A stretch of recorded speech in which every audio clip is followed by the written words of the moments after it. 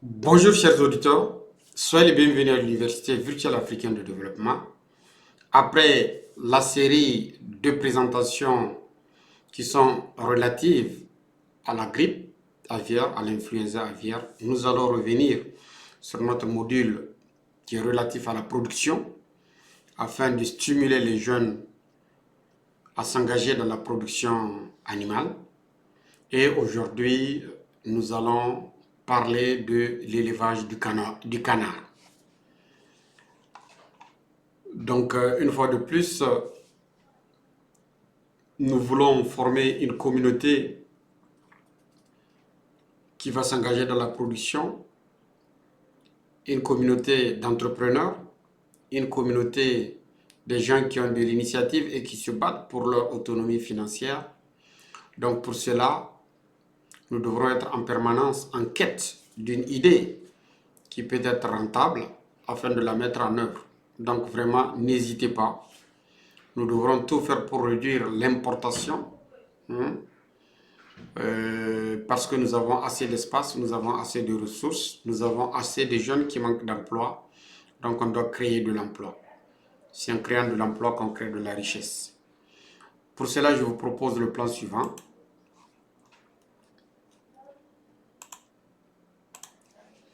Dans un premier instant, on va parler des races de canards, puis le mode d'élevage, puis la production. Dans la production, il y a le couvoir, il y a la croissance, puis la finition. Et puis, nous allons parler de l'alimentation et des maladies. Et surtout, nous allons beaucoup insister sur comment prévenir ces maladies. Donc, comme nous sommes dans un chapitre qui est relatif aux palmipèdes, on va parler à la fois du canard, des oies et des cygnes. Voilà. On va parler des canards, des oies et des cygnes. Miam, miam, miam. Vous voyez une cuisse bien succulente en friture. Il faut dire que les canards sont généralement élevés pour la viande. Cependant, il y a aussi des canards d'ornement, tels que le canari. Ils peuvent être utilisés dans la lutte contre les insectes. Et c'est ainsi que dans certains lieux, dans certains pays comme la Thaïlande, vous pouvez trouver des milliers de canards dans les rizières où ils vont nettoyer les rizières. Il faut dire aussi que les canards produisent des engrais dans les rizières et on peut faire une association entre, par exemple, la production du riz et l'élevage des canetons.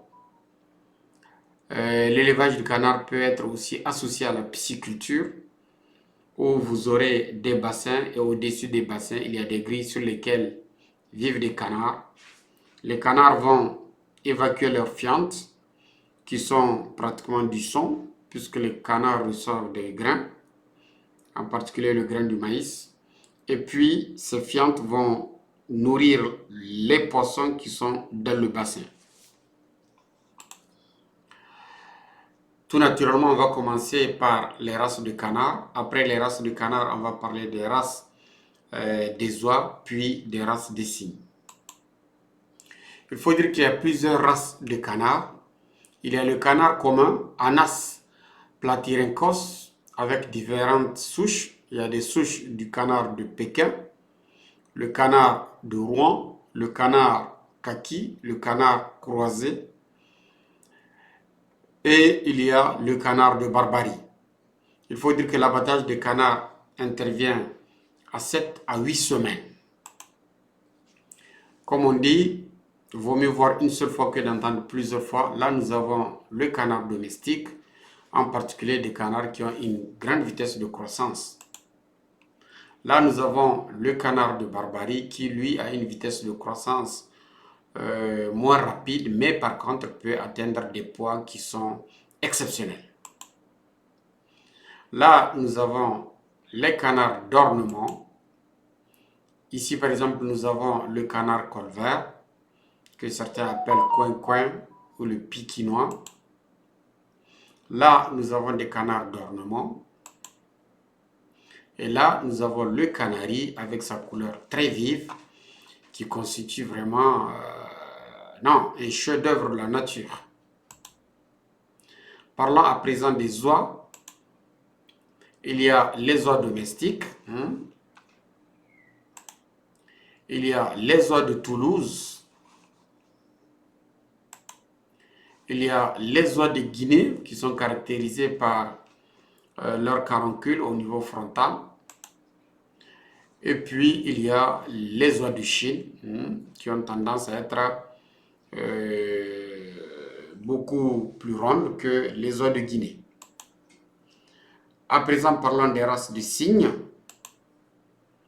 Il y a les cygnes blancs avec une robe toute blanche.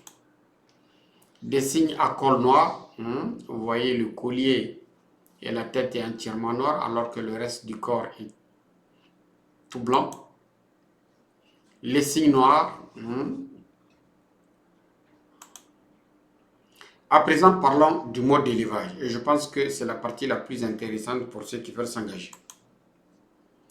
Il faut dire qu'il y a 3 modes d'élevage. Il y a l'élevage familial, qu'on appelle aussi l'élevage de subsistance, où des gens élèvent environ 10 à 20 canards. Il y a l'élevage de moyenne importance ou artisanal, où l'éleveur a entre 50 et 200 canards. Et enfin, il y a l'élevage industriel, où ce sont des milliers de canards qui sont élevés dans les fermes. Et on peut trouver plusieurs modes d'élevage, tels que l'élevage sur des étangs d'eau, l'élevage sur prairie, l'élevage en bâtiment ou l'élevage en cage, particulièrement pour la production du foie gras, que vous voyez ici, qui est une recette européenne, où les foies sont gavés afin qu'il y ait une hypertrophie du foie, carrément une stéatose, et enfin, le foie est retiré pour constituer la fameuse recette tant aimée par beaucoup de personnes qui est le foie gras du canard. Ben là, voilà l'étang, c'est un élevage sur étang. Et là, nous avons des canards de Barbarie. Là, c'est un élevage sur prairie. Vous voyez la prairie et vous voyez le nombre. Là, c'est un élevage en bâtiment. Et vous voyez le grand bâtiment. Et puis là, nous avons un élevage en cage. Et nous avons des cages ici avec des oies à l'intérieur. Parlons à présent de la production.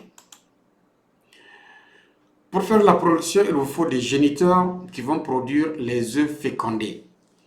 Il vous faut, en ce qui concerne le mâle, des mâles qui sont âgés de 1 à 3 ans. Par contre, pour les femelles, il vous faut des femelles d'1 an au maximum. Car avec l'âge, la pente chute chez la femelle. En ce qui concerne le sexe ratio, lorsque vous avez une souche lourde, il vous faut 5 cannes pour un canard.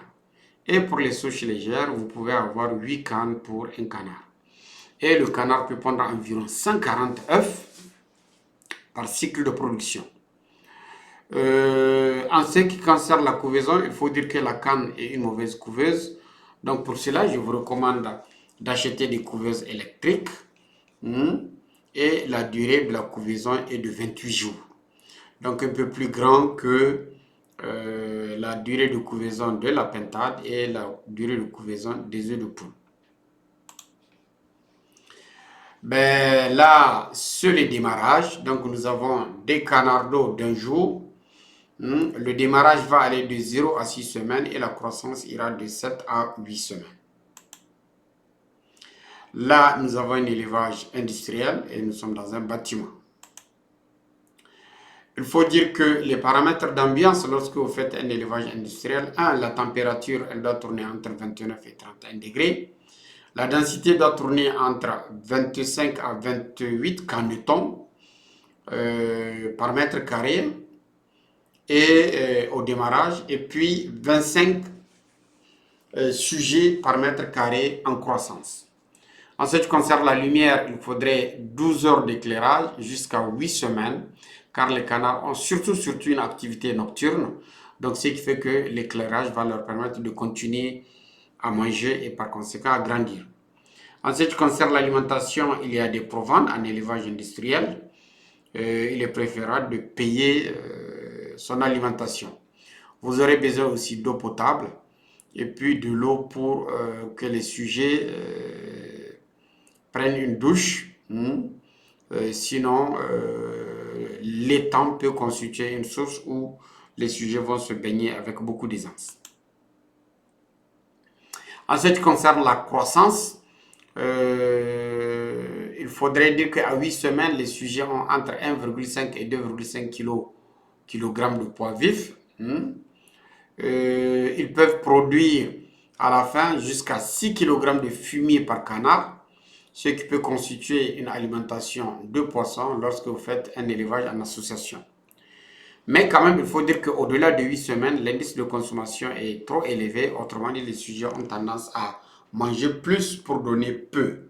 Donc, il est recommandé d'abattre les sujets à 8 semaines.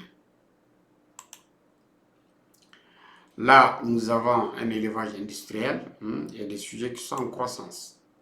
Parlons un peu de l'alimentation des canards. Il faut dire que la croissance des canards est corrélée à la qualité et à la quantité des aliments ingérés. Il y a des aliments industriels qui sont sous forme de granulés et un canard consomme en moyenne 30 grammes d'aliments par jour au démarrage. Il faut une alimentation qui est équilibrée, contenant au moins entre 15 et 30% de sources de protéines. Parlons très brièvement des maladies que les canards peuvent faire. Il y a la maladie de Newcastle, la maladie de Jeski, la coccidiose, la typhose, le coryza, l'hépatite virale, la laryngotrachéite, la grippe, le choléra, le piquage. Ils peuvent se picorer et s'enlever les plumes. Les plumes sont très riches en acides aminés soufrés, la méthionine, la lysine. Les canards peuvent être infestés par des parasites internes, en particulier des vers ronds et des vers plats, mais aussi ils peuvent être attaqués par des poux, des malophages qui sont dans les plumes. Pour prévenir les maladies, il faudrait au moins vacciner, au moins contre la maladie de Newcastle. Il est aussi important lors de la phase de démarrage de faire la prévention contre la coccidiose en utilisant soit des sulfamides, soit des combinaisons synergiques telles que l'intertrine qui contient un sulfamide plus un 2,4-diaminopyrimidine qui le plus souvent est la pyrimétamine ou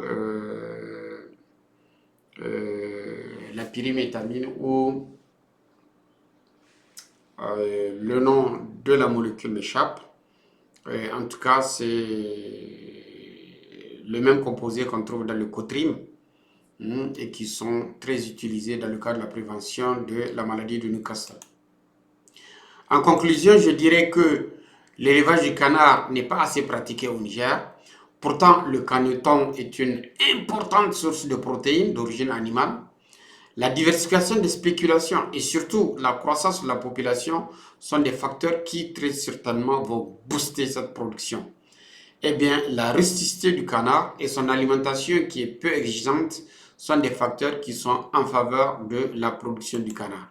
C'est pour cela, chers entrepreneurs, je vous recommande vivement à vous investir dans l'élevage du canard et le caneton constitue une source de viande, une source de protéines qui est sapide, juteuse, qui a de la bonne flaveur, bref, qui a toutes les caractéristiques organoleptiques et qui peut trouver une place dans les restaurants. Sur ce, je vous remercie et on se donne rendez-vous pour le prochain module qui portera sur l'élevage de la dinde.